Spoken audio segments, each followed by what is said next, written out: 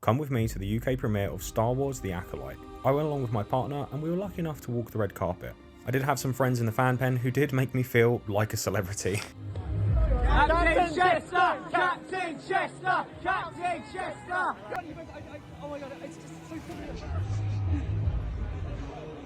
Thank you guys, thank you. Captain Chester! Now the embarrassment and addition to my social anxiety was out the way, we got to walk the rest of the red carpet, saw Daphne Keen briefly, and saw the Jedi Master Kel Naka, the Wookiee Jedi from the Acolyte. Got a glass of champagne, which I of course downed and got a second, because such gremlin life, and sat down ready to watch the first 2 episodes of the Acolyte.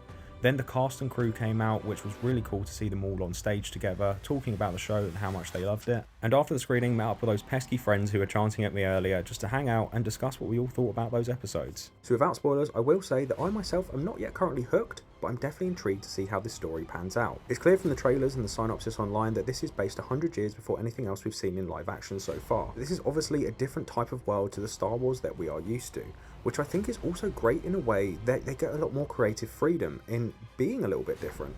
From things that people had already picked up just from the trailer, that there's more aliens than usual at this time compared to the Star Wars and the timeline that we usually know, different types of droids, and costume design, which was one of the main things that stood out to me personally. Whilst all the Jedi are clearly part of the Jedi Order and all in the same type of uniform, they're clearly together, each of the Jedi's costumes are unique. They have absolutely beautiful fabrics, and each of the fabrics they've used for each Jedi are different, it seems. The way that they've kind of done the wraps, the robes, the different kind of things are unique to each Jedi, while still kind of maintaining the fact that they are part of the same uniform, same order. So I have to say hats off to the costume department, because those costumes are absolutely beautiful.